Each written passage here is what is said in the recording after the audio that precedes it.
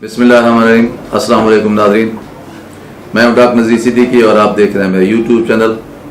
आज की वीडियो में हम उन चैलेंजेस और मुश्किलात का जायज़ा लेते हैं जो पाकिस्तान को आज खारजा महाज पर और ख़ुद वज़ीर-ए-आज़म पाकिस्तान इमरान खान को दरपेश हैं।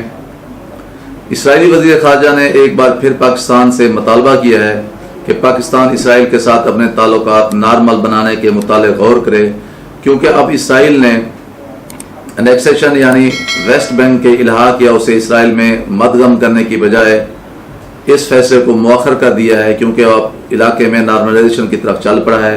यही वजह है कि यूएई ने हमें तस्लीम कर लिया है और बहुत से दीगर अरब ममालिक भी हमें तस्लीम करने जा रहे हैं।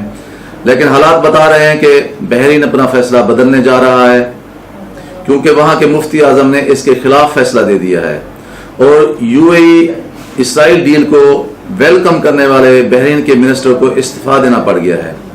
कतर और कुवैत भी इसराइल को तस्लीम नहीं करने जा रहे हैं। हाल बता मराकश और सूडान इसराइल को तस्लीम कर सकते हैं, जबकि अलजायर भी इसराइल को तस्लीम करने के हवाले से गोमगो का शिकार है। गोया अरब दुनिया भी इसराइल को तस्लीम करने के हवाले से वक्त गुजरने के साथ साथ तकसीम और इख्तलाफात का शिकार हो रही है।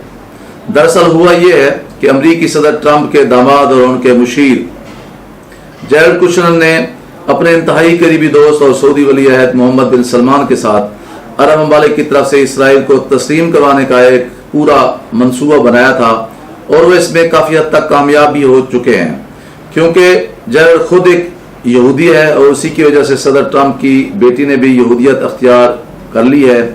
इसलिए इनकी पूरी कोशिश है कि अमरीकी इंतखाबात से पहले वो अपनी मौजूदा पोजीशन से जितनी ज़्यादा से ज़्यादा फ़ायदा उठा सकते हैं वो उठा लें।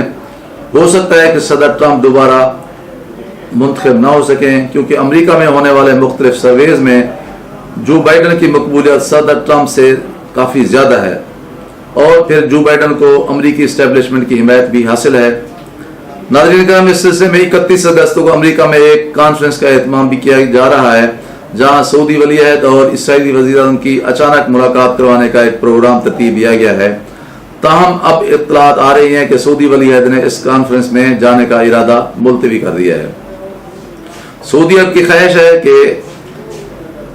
उसने अमेरिका को भी अब इस हवाले से खुलकर बता दिया है कि जब तक पाकिस्तान इसराइल को तस्लीम नहीं करता और बाद में दीगर इस्लामी ममालिक ऐसा नहीं करते, उस वक्त तक सऊदी अरब के लिए इसराइल को तस्लीम करना एक खतरनाक रास्ता है, जिसका मुतामिल फिलहाल वक्त सऊदी अरब नहीं हो सकता, क्योंकि शाह सलमान की शदीद बीमारी के बाद सऊदी वली अहद को पहले ही अपनी बादशाह के हसूल के लिए अपने मुल्क में शदीद दाखिली चैलेंजेस और खतरात का सामना है।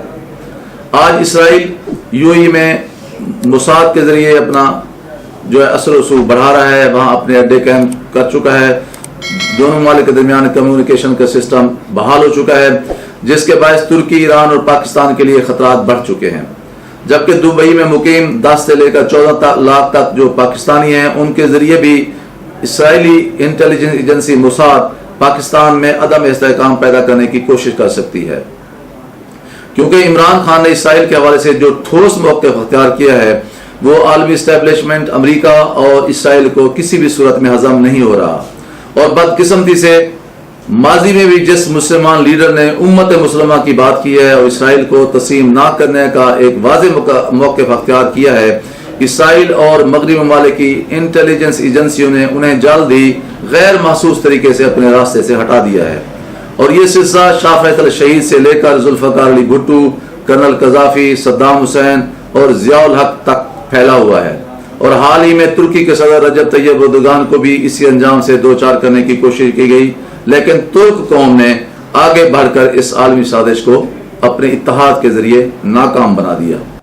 लगता यही है कि अब आलमी सायूनियत के हाथ इमरान खान की तरफ भी बढ़ते हुए लग रहे हैं, नजर आ रहे हैं। उन्हें दाखिली तौर पर भी अपोजिशन की शक्ल में अदम इस्तेहकाम से दो चार किया जाएगा और आलमी सतह पर भी साजिशों का निशाना बनाया जाएगा, ताकि हालिया तारीख में उनके अंजाम से बाकी लोग भी सबक हासिल कर सकें। पाकिस्तान ने अपनी सोची समझी रियासती पॉलिसी के तहत अपने वज़ीर ख़ारजा शाह महमूद कुरैशी के ज़रिए एक वाटर टेस्ट किया। उसके ज़रिए सऊदी अरब के हवाले से एक बयान दिलवाया پھر ان کے رد عمل کو چیک کیا. اس دوران چین کے ساتھ بھی اپنے معاملات پاکستان نے ٹھیک کر لیے. مزید ان میں تجدید کی گئی. سی پیک کو مزید بڑھایا گیا اور کوہالہ کے مقام پر آزاد کشمیر میں $2.25 ارب کا ایک ہائیڈرو پاور منصوبہ بھی چین سے پاکستان نے حاصل کر لیا ہے، جس کا مطلب یہ ہوا کہ اب آزاد کشمیر کی حفاظت بھی چین نے اپنے ذمہ لے لی ہے. جس طرح بھاشا ڈیم کے ذریعے گلگت بلتستان کی حفاظت کی ذمہ داری چین نے اپنے ذمہ لے لی تھی اور گلگت بلتستان پر حملہ کرنے پر تیار بھارت کو اس کے اپنے ہی گاڑیوں نے لداخ میں جا کر دبوچا تھا، اور پھر بھارت کو گلگت بلتستان پر حملے کرنے کا نہ تو موقع ملا اور نہ ہی اس کا انہیں حوصلہ ملا. چین کے ساتھ یہ معاملات طے کرنے کے بعد پاکستان نے پھر اپنے وزیر خارجہ سے یہ بیان دلوا دیا کہ سعودی عرب کے ساتھ ہمارے تعلقات بالکل نارمل ہیں. ہم سے سعودی عرب نے کوئی بھی اپنا قرضہ واپس نہیں مانگا اور نہ ہی سعودی عرب نے ہمارا تیل روکا ہے، کیونکہ اس دوران جنرل باجوہ سعودی عرب کی قیادت سے معاملات طے کر کے واپس آ چکے تھے. میڈیا نے قریشی صاحب کے اس بیان کو یو ٹرن کا نام دیا ہے، حالانکہ یہ پاکستان کی ایک سوچی سمجھی پالیسی تھی کہ پہلے ایک بیان دلوایا گیا، پھر سعودی عرب اور عالمی رد عمل کو جانچا گیا اور پھر دوبارہ بیان دلوا کے تاثر دیا گیا کہ پاکستان اور سعودی عرب کے درمیان تعلقات جو ہیں نارمل ہیں. خارجہ تعلقات میں لچک ہوتی ہے، گیو اینڈ ٹیک ہوتا ہے. پاکستان نے سعودی عرب کو آنکھیں بھی دکھا دیں اور پھر معاملات کے نارمل ہونے کا تاثر بھی دے دیا. اس دوران چین سے بھی بہت سارے مفادات حاصل کر لیے اور یہی خارجہ تعلقات کا ایک طرح امتیاز ہوتا ہے، اس کی کامیابی کا ایک پیمانہ سمجھا جاتا ہے.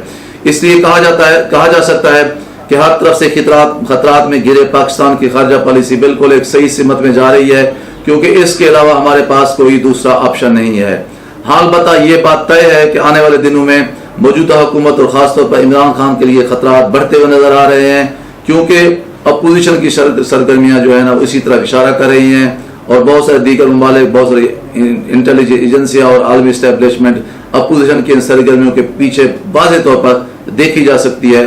توقع اور دعا کرنی چاہیے کہ اللہ تبارک و تعالیٰ پاکستان کی سالمیت یکجہتی کو قائم رکھے. آمین. دوستو، آپ سے گزارش ہے کہ میرے YouTube channel doctor Nazir Siddiqui کو سبسکرائب کریں، گھنٹی کے بٹن کو ضرور دبائیں اور اس ویڈیو کو لائک کریں اور سوشل میڈیا پر زیادہ سے زیادہ شیئر کریں. بہت شکریہ.